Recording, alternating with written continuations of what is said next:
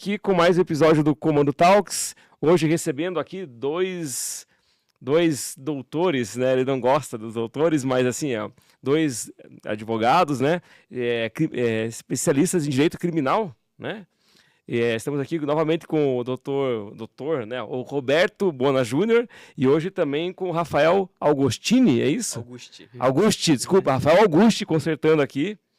Então, o assunto que nós vamos tratar hoje mais uma vez, a questão questão de direito criminal, né, que envolve isso, e vamos falar bastante aqui sobre inteligência artificial no direito e provas digitais, né, doutor? Isso, é um tema que a gente está se aperfeiçoando cada vez mais e acho que é um tema que está muito em voga, até porque hoje em dia qualquer processo que a gente trabalhe tem alguma coisa de prova digital, né? Tudo Então, envolve, né? tudo envolve prova digital. Hoje em dia a gente está muito ligado com isso aqui, né? Sim. Então, o nosso celular está sempre do nosso lado e as informações nossas estão no celular, né? Então, é interessante isso, né, para vocês falarem, até porque a gente tem a ideia, né, de que o advogado, muitas vezes, é aquela coisa burocrática, né, que está no escritório lá e que não tem acesso, que nem a gente, mortal, que tem a tecnologia. Como é que é no direito a tecnologia? Como é que funciona, assim? A tecnologia hoje, não só no direito, né, mas também no direito, ela é uma ferramenta de auxílio, né? Tem muita gente que tem aquela visão de que a IA vai substituir as pessoas. Não, ela vai substituir alguns trabalhos que são mecânicos, né?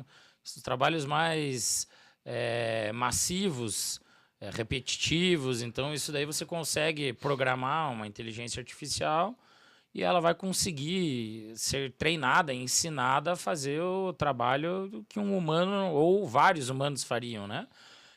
Hoje, por exemplo, vários escritórios grandes que trabalham com o direito massificado, eles conseguiram enxugar a equipe de uma forma muito grande, porque o trabalho que você delegava ali, às vezes, para 10, 15 advogados peticionarem, que é você analisar o processo, identificar as teses já são prontas, né, no massificado.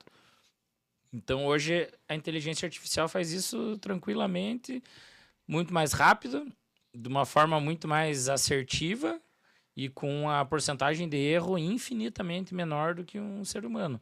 Agora, a IA vai substituir o ser humano? Eu digo tranquilamente do que eu tenho estudado, não sei o que o Rafa vai dizer, e, na minha opinião, é muito clara, não. Não, porque a IA ela não consegue pensar por conta própria. Sim, e aí, Eu Rafael? gosto de dizer que a IA vai substituir aquele que não está pronto, não está estudando para utilizar a IA. Porque hoje em dia, com o volume de informações e volume de processamento, a IA ajuda muito. Então, aquele que não está estudando, não está se aperfeiçoando, não está se utilizando da IA ainda, esse sim pode ser substituído, porque o trabalho que a IA faz é para auxiliar. Então, a pessoa tem que estar estudando, tem que estar utilizando. No direito, ela é muito utilizada, né? Os grandes escritórios já estão fazendo isso, dos grandes aos pequenos, os escritórios estão fazendo isso. Ela auxilia tanto no estudo de um caso, tanto numa petição, numa redação, num volume de informações. Então, ela tem toda essa prática e a gente já implementou isso no escritório de uma forma assim que a gente consegue se utilizar e continuar pensando junto com a IA, né? Legal. E para as pessoas, né, que não são da área do direito, assim, entenderem o que basicamente são as provas digitais. Como que se define isso, assim? O que é uma prova digital, assim? Prova digital, basicamente, de uma forma bem simples, é tudo aquilo que não é físico. Então, o conteúdo que tem num CD é uma prova digital. O CD é físico, mas o conteúdo que tem dentro, ele é digital. Então, a prova digital ela é composta por um algoritmo, né? Na verdade, os números binários, né? O Rafa até que entende mais sobre isso, me corrija se eu estiver errado. Ele é muito ligado à tecnologia também, Sim, então, sim, né? sim. Então é interessante Bastante. isso, né? Como é que é, Rafael, para você, assim, com o direito e a tecnologia, como é que você, na tua vida mesmo, como é que você trabalha isso, assim? Hoje a gente tem muitos casos em que a prova digital está sempre envolvida. E o que a gente mais tem nos processos que a gente vê é extração de telefone, né? Sempre quando tem alguma coisa, principalmente no âmbito que a gente atua, que é o criminal, quando apreende alguma pessoa em flagrante, sempre apreende o telefone e vai para a extração, né? Eles encaminham para a perícia, e o Instituto vai fazer a extração dos dados. Então, a gente tem desde conversa de WhatsApp, desde interceptação telefônicas, desde... me ajude, Bona, coisas de... Assim, hoje o nosso nicho principal são grandes operações. Isso. Grandes operações, a colheita de prova, ela acontece durante meses e às vezes até anos. E vão aparecendo coisas durante o processo, né? Na verdade. E né? aí, assim, é dados de celular, é nuvem que Isso. eles quebram. Então, interceptação telefônica, porque é uma investigação. Às vezes a polícia fica 2, 3, 4 anos. Não, antigamente até, mas hoje em dia, pelo menos 1, 2 anos eles É estão pouco, investigando. né? É assim, mas não é muito tempo. É pouco. Esse é pouco ou é muito, isso aí? Antigamente demorava mais. Demorava né? mais, Hoje né? em dia, uma investigação aí com. Aham. A tecnologia, ela ajuda Acelera muita coisa, tanto né? o criminoso como Sim. tanto a autoridade policial, os órgãos de persecução penal. Então, assim, uma investigação que antigamente levaria 3, 4 anos, hoje leva 6 meses. Vou pegar um exemplo assim. Não sei se tem a ver, mas eu fiquei pensando. Caso Nardoni da vida, né? Você não tinha, na questão do Nardoni lá, a gente não tinha naquela época como interceptar. Não tem. Até tinha, mas se teve uma ligação, se não teve, né? Se fosse hoje esse caso, seria bem diferente do desfecho, talvez, né? Você conseguiria pegar muita mais informação, né? De repente. Assim, em questão de interceptação, não, porque a gente precisa diferenciar, por exemplo, um caso Nardoni por uma grande operação. Qual que é a diferença de uma grande operação por caso Nardoni? A grande operação, a colheita de prova é anterior. Sim. Antes, né? Exatamente, anterior, né? O caso do Foi depois, né? Não, foi depois. Exato. É bom explicar isso, então, né? você consegue, obviamente, você consegue quebrar o sigilo. É que eles, Sim. eu não me recordo se eles foram presos logo em seguida ou demorou um pouco, faz tanto tempo, né? Mas se você é preso logo em seguida, não tem nem como você interceptar, porque Sim. já está preso. Sim. Mas acontece, às vezes, inclusive, de você, em alguns casos, você consegue retardar até um pouco alguma medida coercitiva. Tem a própria ação controlada, né? Dentro do espectro de uma organização criminosa, enfim. Para você retarda, às vezes, um flagrante para você colher mais provas, para atingir, buscar mais pessoas, né, envolvidas, Sim. enfim. Então, nesse caso, o que a inteligência, a tecnologia, na verdade, né, poderia auxiliar, talvez, no caso dos Nardoni. Talvez uma reprodução simulada dos fatos com uma assertividade maior.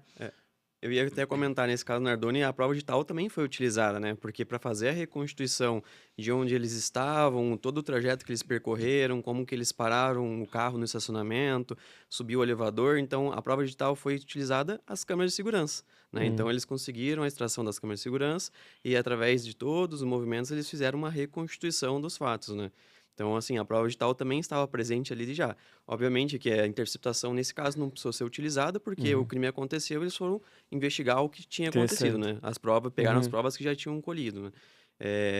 Diferente de uma operação, que nem o Dr. Ban estava falando, em que está se investigando, por exemplo, uma organização criminosa de tráfico, em que eles vão atrás de informações, né? Vão interceptar telefone, vão pedir uma busca e apreensão. Sim, e nesse caso, por exemplo, pegando uma situação dessa de tráfico, assim, que já a polícia já tá, os caras já estão de tempos, né? Não pegam uma pessoa do nada, já estão. E para defesa, vocês têm que, no caso, quando tá defendendo, tem que correr atrás depois, né? Que daí já como é que é esse processo? Porque eles já estão lá 6 meses na frente. E aí, para começar a juntar as provas também digitais, né, para fazer a defesa. Como é que funciona isso? Posso?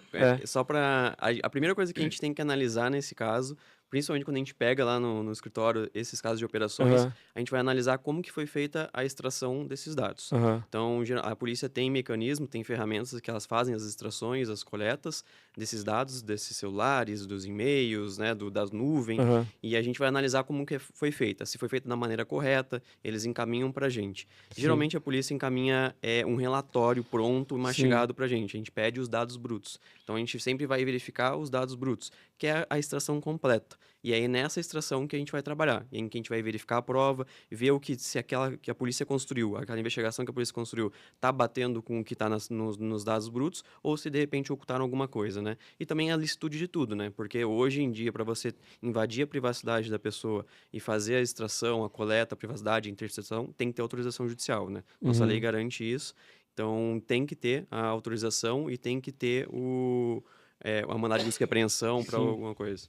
Sim, e justamente não é assim, um trabalho de vocês, é um trabalho, digamos, tem que analisar se aquilo, da onde vem tudo aquelas informações, Se é válido também. né, se é válido também, e também tem que colher outras informações para, né, para preparar a defesa, né, para contestar, né? Sim, hoje o principal que a principal linha de estratégia que você tem dentro de um maxi processo, que é o que a gente fala nessas grandes operações, é você ter o acesso aos dados brutos. E Sim. muitas vezes não é fácil. Não é fácil, Às né? vezes a gente tem Sim. que recorrer até Tribunal Superior, às vezes até o STF, para que eles forneçam. Por quê?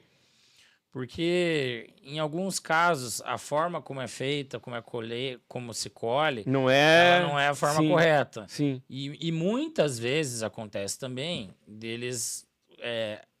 o Ministério Público, a polícia, enfim, ela vai juntar só aquilo que interessa Para poder... quem acusa. Pra acusa. exatamente. e às vezes isso está fora de contexto. Sim.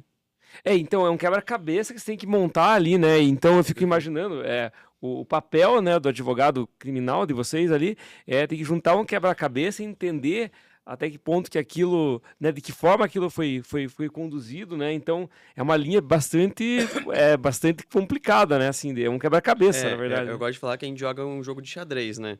Porque todo momento a gente está querendo jogar a próxima peça.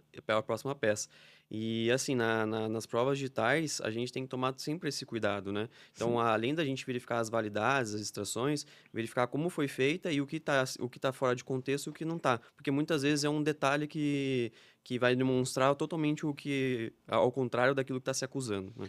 E por que isso é importante, Ângelo? Porque a prova digital, ela é muito fácil de ser manipulada. Sim, exatamente, é isso que eu ia... Extremamente fácil. Hoje, uma criança de 10 anos de idade consegue manipular uma prova digital em 2 minutos. Então, assim, por que a gente sempre precisa dos dados brutos? Para saber a fonte mesmo de onde veio. E vou dar um exemplo. Um exemplo bem básico Sim. do básico do básico. Ainda se discute, ainda tem entendimentos dentro dos tribunais ali. Hoje em dia, mais até no primeiro grau, no segundo um pouco, que o print tem validade jurídica, né? O print de tela. Mas é muito fácil. Eu posso manipular essa prova muito fácil, porque eu posso mandar uma conversa minha para você, eu te provoco, e daí eu vou lá e eu apago. Eu mesmo apago essas mensagens junto ao print. Eu tô dando um exemplo bem grosso. Assim, bem grosso. Existem outras formas. Existem aplicativos, existem ferramentas na internet que eles simulam uma conversa perfeitamente igual a do WhatsApp. É igualzinho, como se fosse uma conversa. Eu posso simular uma conversa e eu posso hoje em dia chegar colocar numa lá, rede social tá aqui, ó, e falar com o seu amigo, por exemplo, do Trump, do Obama, e colocar lá foto. E é muito fácil. E aqui ainda estou falando em coisas extremamente grosseiras, mas o que a gente consegue fazer? Eu consigo alterar, por exemplo, um metadado. Metadado é sempre aquilo que está por trás do dado. Então, eu consigo alterar, por exemplo, a data de uma foto, o horário, a gente consegue também. localização, certificado digital. Eu consigo fazer uma alteração num documento, como se eu tivesse assinado ele em outra data e validar no site do GovBR. Então, é mais uma questão. Até o crime é tão... Né, assim, a tecnologia é tão... Ela é, digamos que é tão... cada vez dinâmica, dinâmica, né? Que ela consegue ultrapassar todas as barreiras, né? E como é que qual é o caminho? Você falou todas essas possibilidades. como é que você vai provar que aquilo é real? Qual é o caminho para poder mostrar que aquilo existe? Pelo dado bruto. Dado bruto. Por exemplo. E como é que se chega nesse dado bruto? Então, aí que tá. Por exemplo, você tá utilizando uma conversa tua comigo como elemento de prova. Sim. Existem 2 caminhos para você utilizar essa prova de forma válida e de forma fidedigna. Vou usar confiável. Então, esse é o termo correto. O primeiro dele, você chegar... vou usar essa conversa como uma prova processual. Você deixar o teu aparelho na polícia científica para fazer a análise, ou você contratar uma empresa particular que ela vai fazer a extração dos dados, vai usar a metodologia e ela vai apresentar essa prova. A segunda opção, você pode ser contestado pela outra parte, porque querendo ou não uma perícia particular, enfim. Então, você vai ter que, de qualquer forma, preservar os dados brutos do telefone. Então, eu não quero... acabei de comprar o iPhone 17 Pro Max, gastei R$15 mil. Eu não vou deixar meu iPhone novo lá. Você vai contratar uma perícia, só que assim, você vai ter que manter esses dados brutos no telefone. Tem o risco sempre. Dá um pane, acontecer alguma coisa e você perder esses dados. Então, tem todas essas questões que precisam ser analisadas, né? Hoje a gente tem essa falsa impressão, eu tirei um print da tela aqui e já serve como prova, né? É bem assim. Porque se o advogado da outra parte souber prova digital, ele vai contestar. Vai falar, não, pera, esse print que você tirou pode ser manipulado, igual o Dr. Bruno falou. Se usava muito, né? Ainda se usa, na verdade, ata notarial, que é a pessoa leva o celular no cartório, mostra pro cartorário a conversa, o cartorário vai lá e vai cientificar que aquilo é verdade. Só que o problema disso também é manipulável, porque eu posso apagar as conversas do WhatsApp que não me interessam, que me prejudicam, e apresentar só uma conversa falsa. O cartorário vai olhar aquilo como verdadeiro, porque é o que ele tá vendo ali. E vai passar também lá, né? Ele vai colocar no inclusive teve um caso, não lembro que caso que era, isso eu trabalhava na prefeitura de Curitiba na época, e a gente teve que fazer isso também. Teve alguém que estava querendo processar por algum motivo lá, e eu tive que ir lá, não foi comigo, mas eu tive que levar uma conversa de WhatsApp no cartório para o cara poder fazer exatamente isso. Ato notarial. Ato notarial. Mas assim, como se isso garantisse, né? Só que não garante também, né? Mas isso antigamente tinha um peso jurídico muito grande. É que pode hoje, ser que a tecnologia... Mas então, uma pergunta que eu tenho. Pois isso estou falando, isso era 2016, né? Agora eu tô imaginando, é muito rápido. Como é que faz para acompanhar isso? Porque, tipo, toda hora muda, né, cara? Não tem... hoje em dia a gente sempre vê que se criam ferramentas tanto para ajudar, como a inteligência artificial, mas também se criam ferramentas também para burlar, né? Ou para gerar alguma coisa falsa. Então a gente tem que se atualizar e é por isso que o melhor caminho hoje é a extração própria da Polícia Judiciária. Porque é lá que eles vão conseguir validar e dar confiança a essa prova que não foi manipulada. E aí você consegue ver isso por perícia forense, que consegue, verificando como que foi feito, dados hash, código hash, que essa prova não foi alterada, que veio assim e está intacta, né? Não teve manipulação. Criminalística. Não teve manipulação. Que é quem faz essa... Que eles vão conseguir extrair o dado sem manipular. E como é que é o processo disso? Digamos, ele é moroso, é rápido? Você, para conseguir... Como é que é Depende muito, Ângelo. Assim, depende do volume de informações. Então, você pega, por exemplo, a gente fez um trabalho recente, até num caso de escritório, onde os dados brutos do cliente e de todos os envolvidos davam 3 terabytes. Nossa, daí... Então, assim, tem operação que é muito mais, 20 terabytes, 30. Agora tem operação que é 500 GB. Vai depender da quantidade de telefones, a quantidade de informações dentro do telefone. Então, pode demorar, como pode não demorar. Hoje em dia existem até ferramentas. A gente tem uma ferramenta que a gente trabalha no escritório, que a gente consegue fazer análise de um volume gigantesco de dados em poucas horas. Coisa que um perito talvez fosse levar ali 2, 3 meses, a gente faz em 2, 3 horas. Aí a inteligência faz o trabalho que o perito fazia. Sim. Mas daí o que a gente faz? Enquanto escritório, a gente contrata o perito, nós apresentamos o resultado para ele. A gente localizou isso. Ele só vai certificar se realmente é aquilo e aí ele emite o laudo, o relatório para assinar. É mais ou menos que nem no jornalismo, assim, que eu trabalho, né? Que antes eu tinha que pegar, ouvir a fita toda, ouvir tudo. Eu ouvi, decupar, né? Eu tinha que digitar. Hoje eu não preciso fazer mais isso, mas ao mesmo tempo eu tenho que validar aquilo, né? Aquilo tem que ser válido. É mais ou menos isso, assim. Acho que é um processo que eu ganho tempo, mas de qualquer forma eu preciso validar Tem aquilo, a percepção humana ainda. Exatamente, Né? Hoje em dia você pega aquilo, joga numa inteligência artificial, ela já traz transcrito para você. Até porque você não vai assinar. Não vai assinar, sim. Matéria que massa.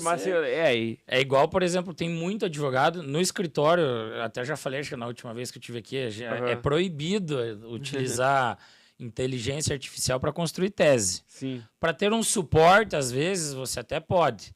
Agora, a inteligência artificial escrever no nosso lugar terminantemente proibido no escritório. Sim, exatamente. E tem muito advogado que se utiliza disso, só que não checa. Sim. Então, assim, inúmeros casos de advogado procurando jurisprudência anexa à inteligência artificial, todas elas são feitas para quê? Para agradar a pessoa que está utilizando a ferramenta. Então, se você não der o comando correto, ela vai inventar a jurisprudência. Exatamente. Ela vai você pede. E não só a jurisprudência, igual ela não vai ser de fato real, né? Ela vai querer jogar alguma coisa para você, né? E a jurisprudência, por mais que a inteligência ela sabe direito, ela vai conseguir ler no Google, enfim, procurar a resposta, mas às vezes ela faz dessa forma para te agradar, que ela inventa uma jurisprudência. Inclusive, a gente tem casos no Brasil inteiro de advogados usando jurisprudência falsa, né? E protocolando isso como uma verdade. E até para construir tese, às vezes ela falha também. Às vezes ela vai para um caminho em que ela vai fazer uma defesa, vamos supor assim, em que está totalmente errada, está totalmente contrária à lei, né? Então não dá para utilizar ela às cegas, né? Ela auxilia, mas tem que ter a percepção humana por trás daquilo que serve e não serve para a gente, né?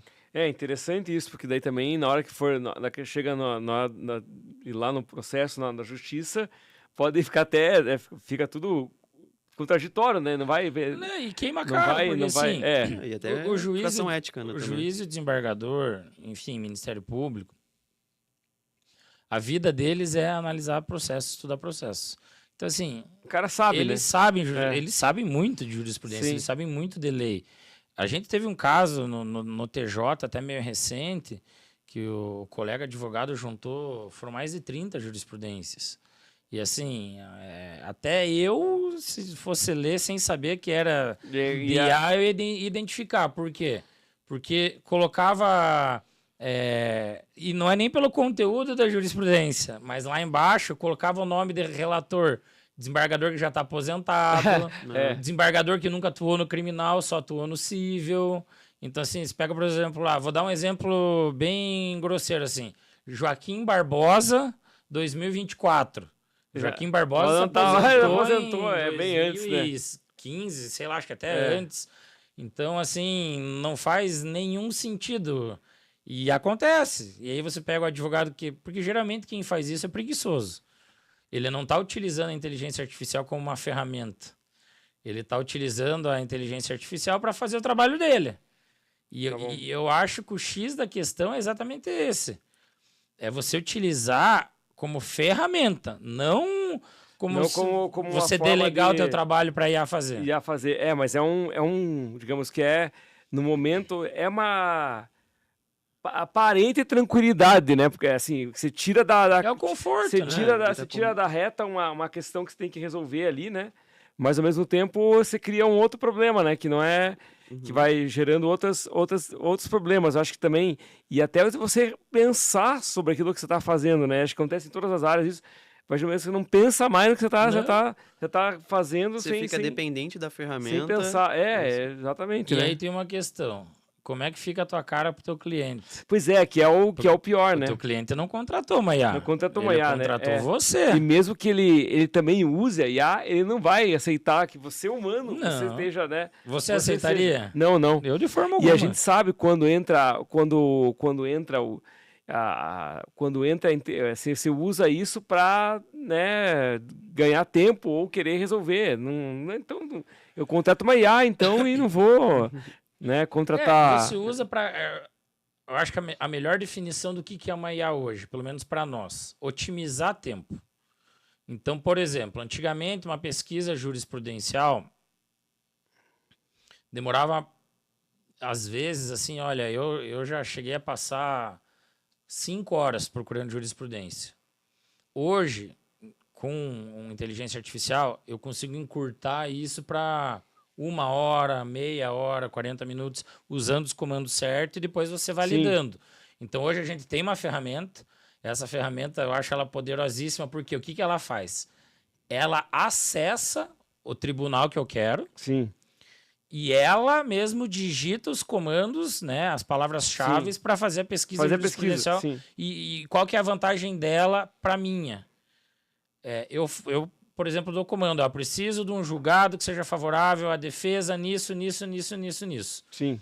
No site do tribunal tal. Ela entra e ela vai testando vários comandos. E ela faz isso num curto espaço de tempo. Sim. Então, por exemplo, eu teria que utilizar lá naquele campo da pesquisa 5, 6 combinações de palavras. Ela faz isso daí muito mais rápido. Só que daí ela entrega o julgado. Mas o que a gente faz? A gente sempre pega o julgado da fonte. A gente trabalha muito com jurisprudência do STJ.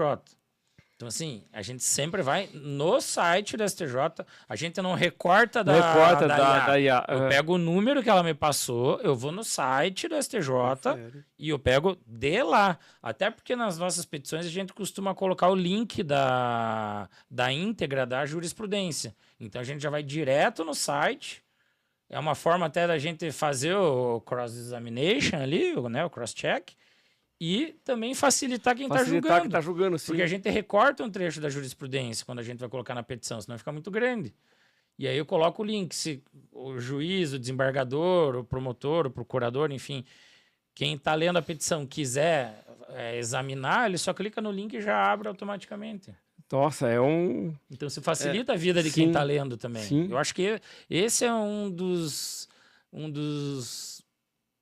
trabalhos que o advogado deveria ter, né? E eu acho que esse trabalho ainda de facilitar a vida do juiz é isso que a gente leva muito a sério lá no escritório. Porque, assim, quando a gente vai entregar uma petição, uma defesa, a gente tem que entregar aquilo mastigado.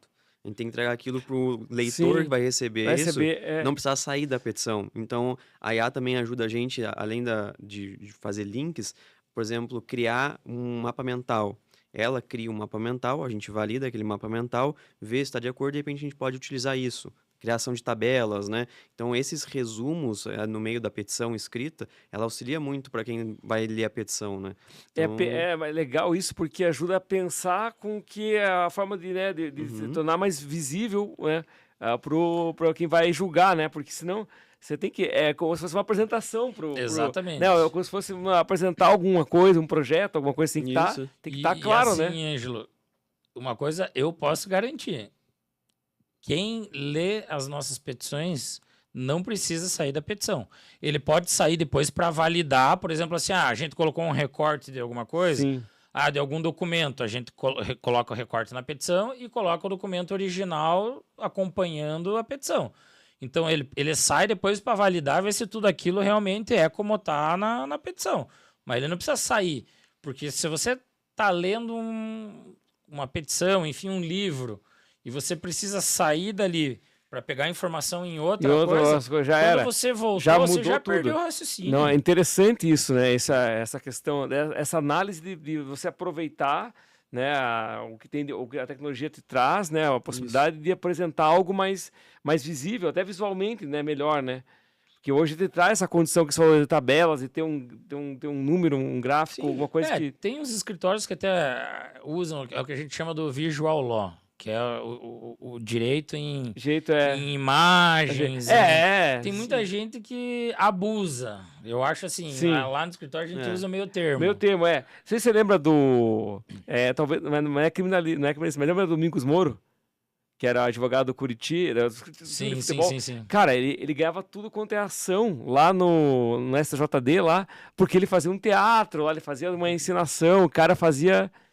Ele fazia acontecer coisas assim que, cara, não tinha como não dar certo. É saber assim. se comunicar, Saber né? se comunicar, Se você não né? souber se É. comunicar, E a petição é o reflexo do nosso trabalho, então tem que saber comunicar na petição. Sim, Então, é o assim, momento, né? É o momento, né? e Se é o momento, ela não pode perder a formalidade que ela Sim, tem, né? Então sim. tem que usar o visual law de maneira adequada, né? Naqueles pontos que você quer realmente chamar a atenção, naqueles pontos que você quer mostrar a sua tese, apontar alguma prova, alguma coisa desse Aham. sentido, é na petição que você vai se comunicar, né? Sim, que legal. E é interessante isso, né? Porque acho que hoje eu entendo que vocês trabalham com uma forma mista, né? Tanto assim, o tradicional, né? O jeito Sim. tradicional, mas também entender a tecnologia. É por aí, assim, né? Exato. Inclusive, na apresentação da página do escritório e quando a gente manda uma proposta de honorários para o cliente, a gente faz um breve resumo, né? Se apresentando. E esse é um dos nossos pilares, é você unir a tradição, e eu não consigo abrir mão disso. Eu acho que tudo aquilo que é tradicional, você manter a tradição é você manter valores. E quem procura um advogado, sempre procura alguém tradicional Manter também, a né? antiga, né? Porque se você não mantém a tradição, e seja para qualquer coisa da tua vida, É. a tradição onde estão os valores. Vou dar um exemplo bem bobo. Eu tive recentemente, agora, começo da semana, em Porto Alegre, para uma sessão de julgamento num caso nosso. E eu sou apaixonado pelo Rio Grande do Sul, pela cultura deles. Por quê? Porque eles mantêm a tradição. A Semana Farroupilha existe há quanto tempo? E ela não vai com o tempo Não vai com o tempo perdendo a perder. essência. Não. Eles mantêm cada vez mais. Então, assim, a tradição, ela tem que... Eu sou totalmente a favor, porque a essência de qualquer coisa está dentro da tradição. Se você quer mudar tudo, você perde a tua essência.